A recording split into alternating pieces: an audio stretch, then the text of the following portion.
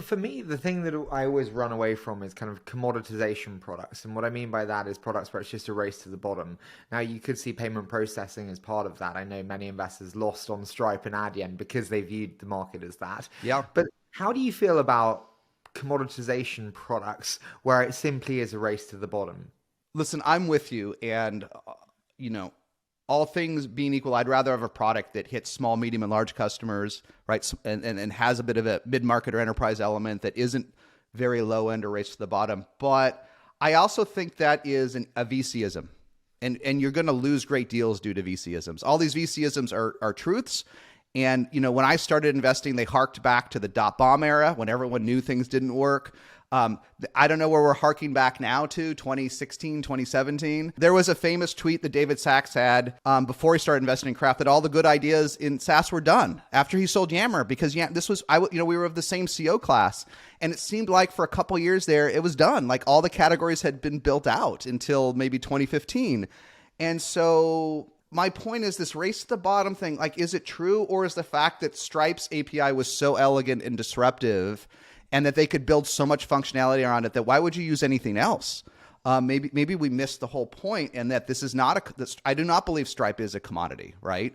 Whatsoever. And if I were building a SaaS company today from scratch, and I wish I'd invested in Stripe because this was also in my top 10 problems as a founder was payment processing. I would use Stripe. I wouldn't even.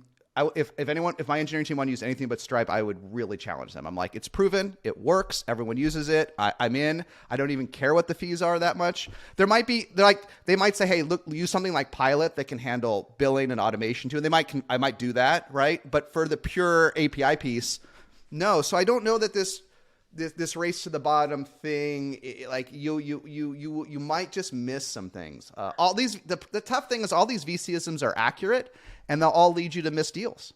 You said VC-ism there multiple times. What do you think the other mistakes that VCs make, or you always laugh at when you hear them talk about competition?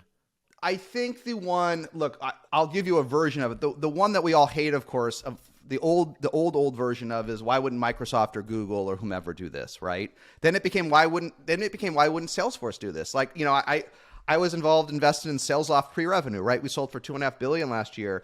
Everyone thought this was a terrible category. SalesLoft and Outreach. Outreach is worth $4 billion. They all thought it was a terrible category because, of course, Salesforce is going to do this. Of course, like automating sales communication with customers, like why would the number one CRM not do this? There's no way they're going to let these guys get big enough before it's just built into Salesforce, right? So why wouldn't they do it, right? Why should Calendly even exist? Google should have built that, right? That is so true. I mean, Calendly. Why? I mean, listen, Taupe had a couple incredible workflow insights in this product that were profound. But, you know, like, so that's the ism. Like, the worst ism is why didn't somebody do it? And I think that you can ask that question in a thoughtful way, but it's a lazy question if you don't ask it in a thoughtful way, right? I want to know why.